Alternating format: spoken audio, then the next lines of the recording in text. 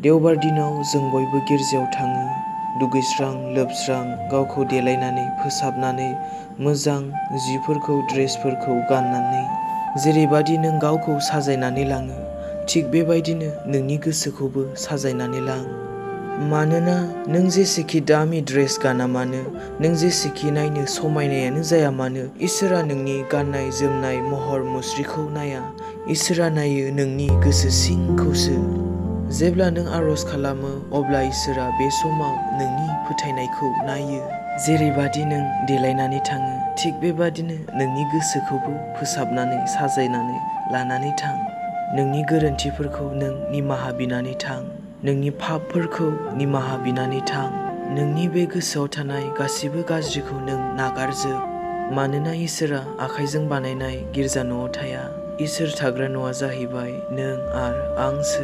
नों न'आवनो रेडि जानानै थां इसोरखौ लोगो हमनो थांगोन होननानै।